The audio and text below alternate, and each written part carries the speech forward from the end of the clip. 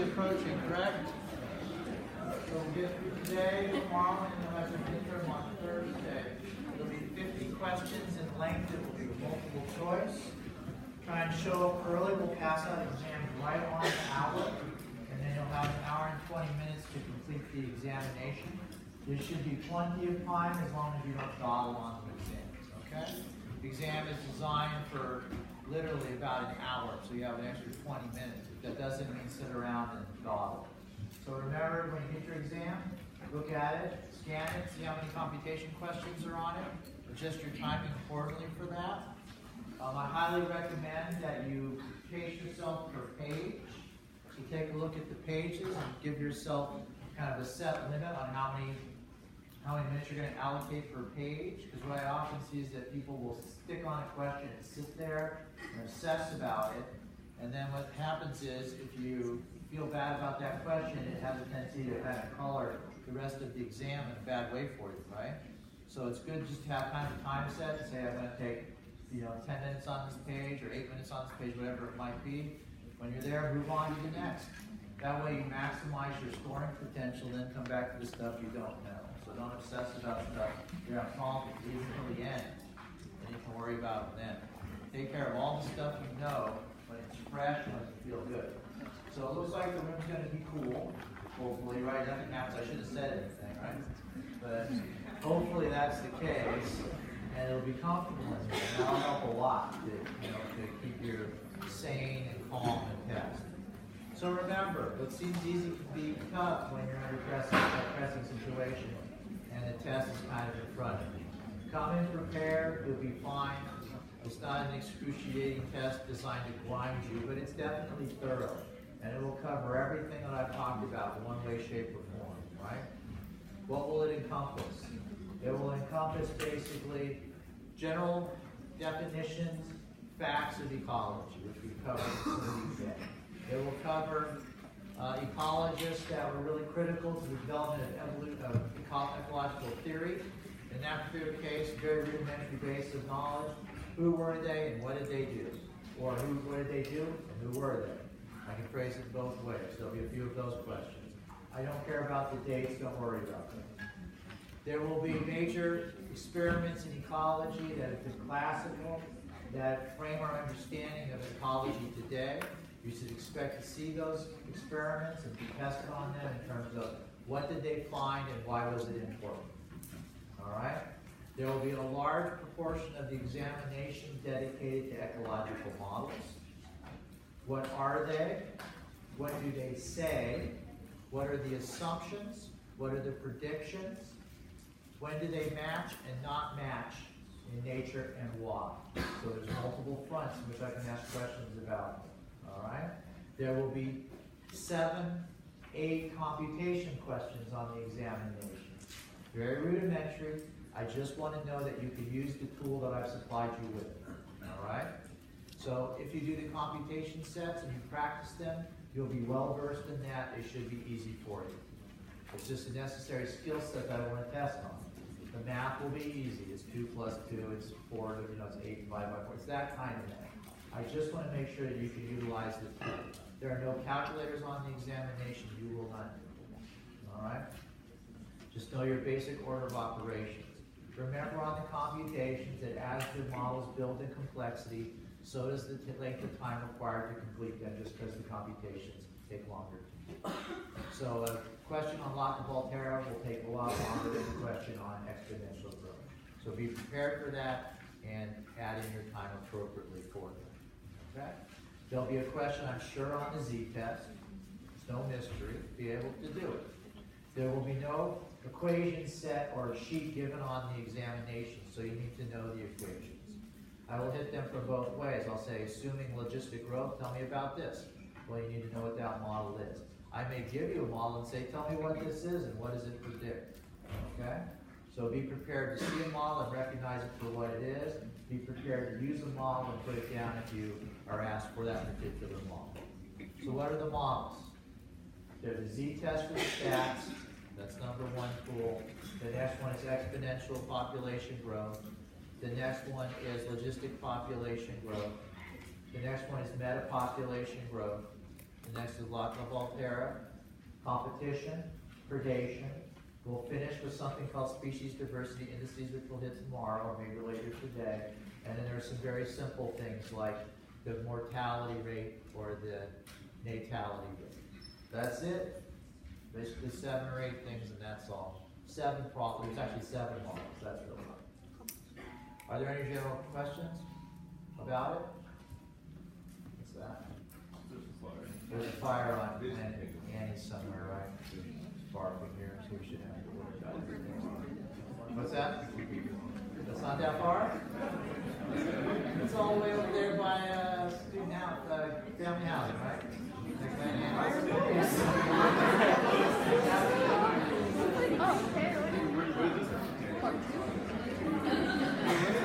had a fire in my backyard a month ago. That's in my mind.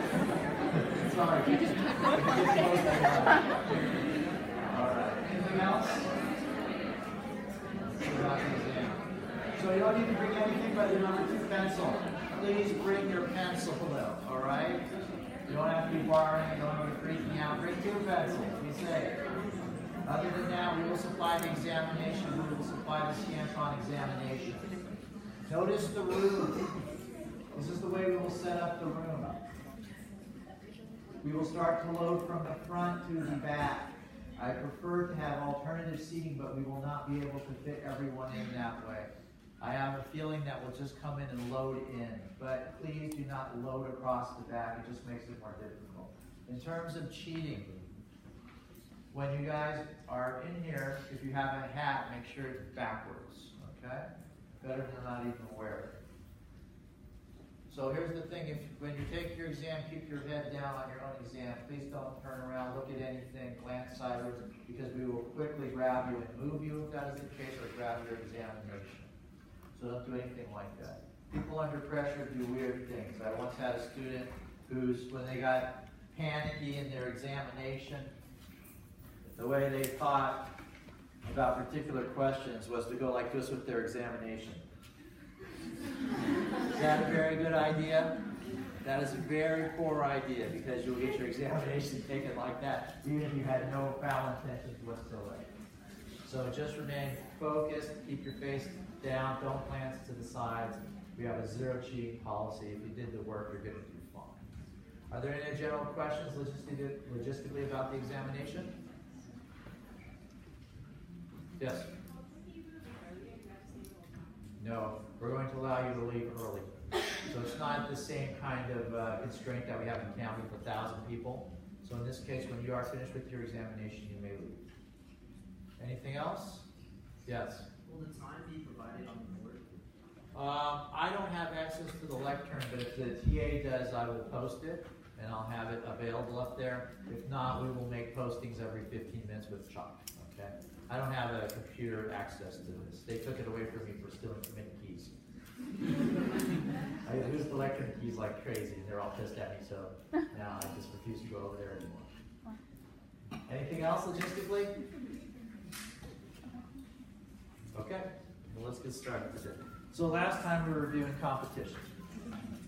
Competition is a very detailed, tricky subject, biotically, to figure out what may happen, because we know it's negative, but we have no idea what the severity of that negative interaction is. So I gave you a mathematical model called the Lotka-Volterra equation that we're independently derived. You've seen the growth kernel of that model. What is the growth kernel of that model?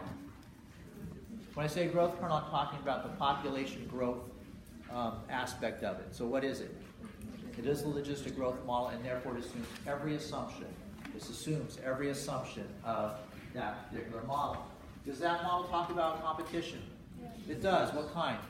Intraspecific competition. But we're interested in what? Interspecific competition. So we need another term. So what was the term we added to that model? Competition coefficient? It was the competition coefficient of alpha and beta. So that we can talk about alpha in terms of about species 1, in terms of species 2, and we can talk about species 2 in terms of species 1, in terms of its competitive effect on each other, right? Was it a plus or minus term that we added? Minus. It was minus because competition is a negative impact on the population growth rate, okay? All right, am I going to ask for 15 iterations of this on an examination? No. No. because it's fairly long to do, so probably not more than one iteration at most. Two if I was feeling really nasty that night, but I doubt it. All right? Probably one iteration of it. So again, if alpha is less than 1, what does that mean? Is intra or interspecific competition more important? Intra, very good. Alpha greater than 1. Is it inter or intra? Inter. In that case, it's inter. Remember? If that was the case, if it was less than 1, species 2 would have less competitive effect than species 1 on itself. Beta, you just flip it. It's the converse. All right? So, if we were to solve this model, now I didn't give you graphical representations because they occur on these things called isoclines and they're difficult to look at. If you take junior level ecology, you'll be hit with the whole parameter outlay of this model and what it actually looks like graphically. But in this case, we're not going to do that. I'm just going to give you the predictions, and there's 3 of them. So what are the basic predictions of the model? Both coexist. They both coexist. Species 1 goes Species 1 goes extinct, or species 2 goes extinct. Very good. And then we utilize that model with an example of lion and hyena. In that case, the hyena went down and the lion went up. And if we don't change any of those parameter values, and I keep running iterations, what will happen over time? The hyena will go extinct and the lion will rise to carrying capacity. That's exactly right. If there were 0 growth of both populations, what would they do over time? They would coexist. That's exactly right. They would coexist. Very good. We talked about the Gauss experiments. The Gauss experiments were the very first test of this model. And so Gauss grew 2 species of yeast in suspension. In isolation, what was their growth best modeled by? Logistic growth. Very good. But when you stuck them together, what happened? One went extinct. One went extinct and the other survived fine. When fit to the logistic growth model, what was the outcome in terms of the competition coefficient? Beta was what? Greater than 1. Beta ended up being greater than 1, which indicated that one outcompeted the other. What was the reality of the competitive effect? How did it do it? Species 1 produced more waste. Species 1 produced more waste, was adapted to that waste. What was the waste? Alcohol. Alcohol. And so it was able to survive while the other one was killed off by the high alcohol content. Very good. So from this experiment, he came up with the competitive exclusion principle. What does it mean again? No 2 species can occupy the same ecological niche simultaneously, or one or the other will go extinct. So what is a niche then? It's your ecological space, right? It's your role in the environment. So what is your potential ecological role referred to as specifically? Fundamental niche. What is the one where you actually exist? That's the realized niche. Very good. All right, we talked about examples of whether competitive exclusion operates in the real world. Does it? Yes. It does, but does it happen all the time? No, in many cases it does not happen, or it does not go to full exclusion. I gave you the example of the parasitic wasps. Actually, in this case, there were 3 different invasions, right, that were all successful, and they did what they were supposed to do. In the second invasion, what happened to that? Was there a competitive exclusion of the first invader? Yes, there was. But in the third invasion, was there No. competitive exclusion of the second invader? No. They ended up sharing the resource spatially. What was it due to? Climate? Or like region? The fundamental niches were the same, but the realized niches were different because one was adapted to what? Dry conditions, and one was better adapted to wet conditions. Very good. We talked about 3 major reasons why competitive exclusion does not take place to fruition most of the time, and why the world is a very diverse place instead of being a very popular place, even though we're killing everything all the time as we speak. So we're in the middle of another mass extinction event, and it's probably the first one that's ever been generated biologically on the planet, right? So we've had multiple mass extinction events that are all extraterrestrially driven by the smacking of whatever extraterrestrial body whacks us on a regular 75 to 125 million year cycle. Will it happen again? Absolutely. When was the last one? About 65 million years ago. What went extinct? Dinosaurs. Dinosaurs went extinct. How long were dinosaurs on the planet before that?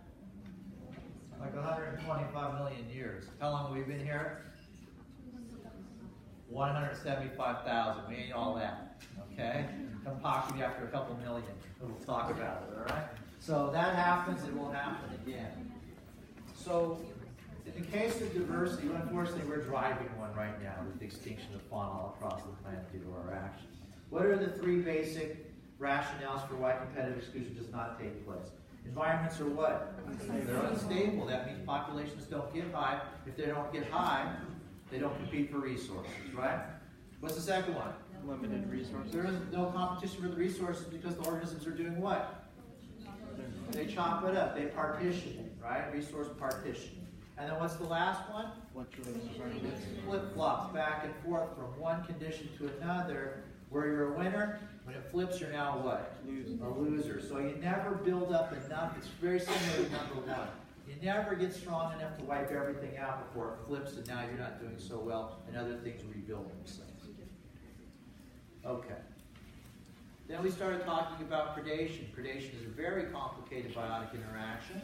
Again, because predators can eat you, but they can also modify your behaviors.